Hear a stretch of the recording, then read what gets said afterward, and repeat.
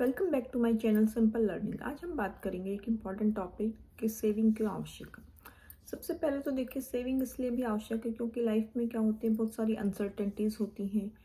उन सब से डील करने के लिए अगर हमारे पास सेविंग होगी तो है एटलीस्ट हम उन समस्याओं से डील कर सकते हैं।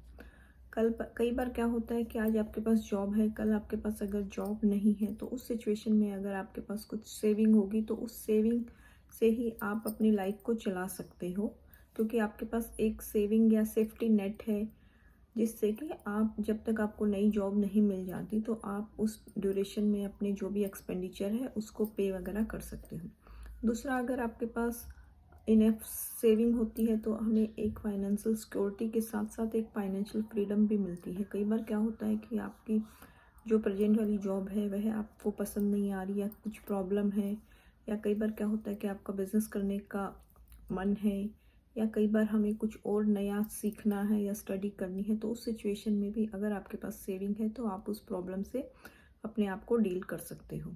उसके अलावा अगर मान लिया आपके पास सेविंग होती है तो आपके पास अगर जो भी लोन वगैरह है उसकी आप रीपेमेंट जल्दी कर सकते हो, जिससे कि आपका प्रिंसिपल भी पे हो जाएगा और इंटरेस्ट का अमाउंट भी आप सेव कर सकते हो।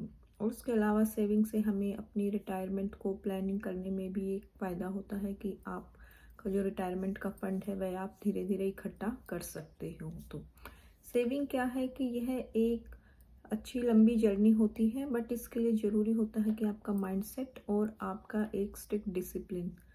जितनी भी आपकी सैलरी है, जितनी भी आपकी इनकम है, आपको उसका कुछ पोर्शन एक सेव करना चाहिए स्टार्टिंग से ही। और उसको एक लंबी जर्नी है, बट उसमें हमें चाहिए कि जितना जल्दी हो सके हम उस चीज़ को स्टार्ट कर दें। और इससे हो सकता है कि आपकी कुछ न कुछ ज़रूर आपको फ़ायदा ही होगा लॉन्ग टर्म में। Thank you for watching. Please do like, share and subscribe my channel. Thank you so much.